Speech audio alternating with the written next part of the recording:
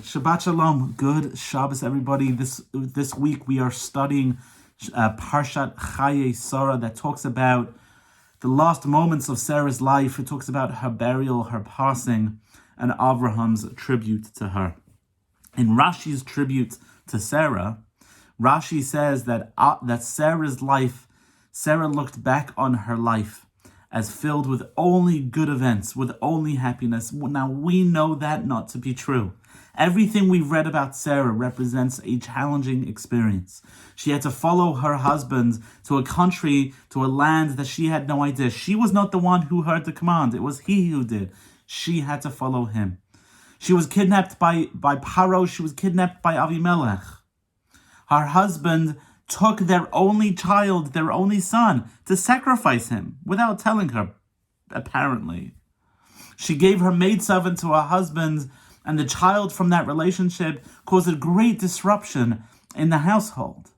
And Sarah was the one who had to hold strong and insist that we exile that child. Sarah's life was filled with such difficulty, none more than having to wait 90 years to become a mother, to having to wait into her old age to have a child. And so Rashi sits there and says Sarah's life was good. Sarah recognized that her life was good. Almost every story we are told about Sarah is one of struggle. It's one of difficulty. It's one of hardship. So how is it that this is the takeaway from Sarah's life? That she lived a life filled with blessing and filled with goodness?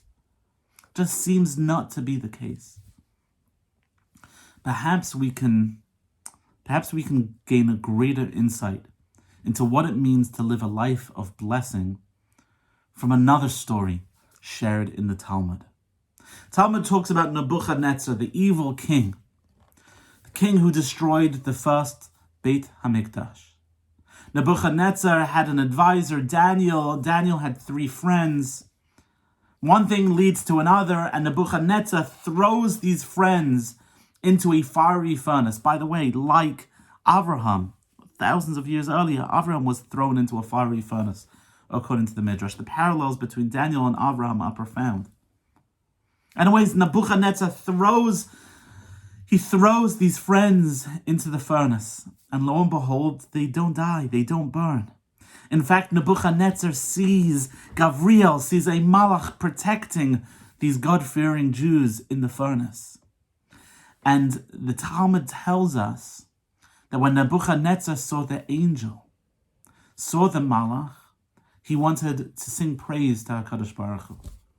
He wanted to praise the Almighty. He witnessed a tremendous salvation, and he wants to sing praise. And the Gemara says something very strange.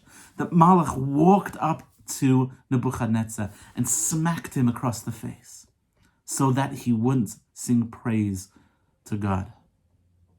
Because had he sung praise to God and the Jewish people did not sing praise, how hypocritical would that be? How terrible would that be? How poorly would that reflect upon the Jewish people? And so the Malach stops Nebuchadnezzar from praising God. Perhaps there's another way to read the story. It's one thing to praise God. It's one thing to be spiritually inspired and motivated. It's one thing to sing Hallel, to sing praise to HaKadosh Baruch Hu, to the creator of the world, when you've witnessed a tremendous miracle. It's one thing to live a life filled with blessing, filled with good health, with happiness, with anything you could wish for. And after a life like that, to sing praise. But if you've been smacked across the face by a malach, and you can still sing praise, then you know you are resilient. Then you know you've taken the lessons of what it means to be a God-fearing person. It's one thing for Nebuchadnezzar to sing praise after he witnesses this tremendous miracle. But can he sing praise, which he does not, but can he sing praise when a malach smacks him across the face, when a malach breaks his teeth? The lesson that Rashi is giving us about Sarah is that her extraordinary faith, her belief in God made her praise even the things that she experienced as negative. It made her look and reflect upon her life and understand that God, that praise of God, is found in every moment. And if we can maintain that level of optimism, the tradition that what it means to be a child of Sarah is to be someone who is optimistic no matter how challenging things get. No matter how many times we are smacked across the face by an angel.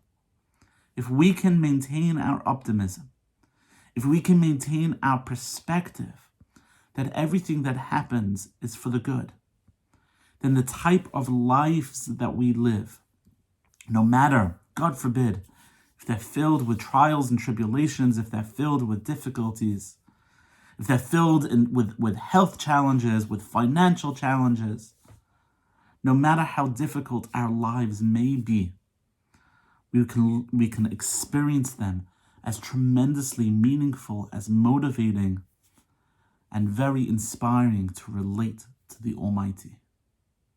We're in the midst of an incredibly dark moment. 150,000 new infections in the last 24 hours. The trials and tribulations that we may experience in the days and the weeks ahead, I pray, Mirza Hashem, please God, will not be related to health. We won't experience any difficulties, I hope. But that being said, whatever may come, if we can live, if we can thrive as children of Sarah and understand that in our DNA is a woman who, no matter what was thrown her way, no matter the difficulties she faced, she maintained an upbeat, optimistic, a resolute character. That's our tradition. That's what will get through us. That's what will get us through, no matter whatever we have to face. Wishing each of you a Shabbat Shalom, wishing each of you a good, a healthy, a warm, and inspiring Shabbos.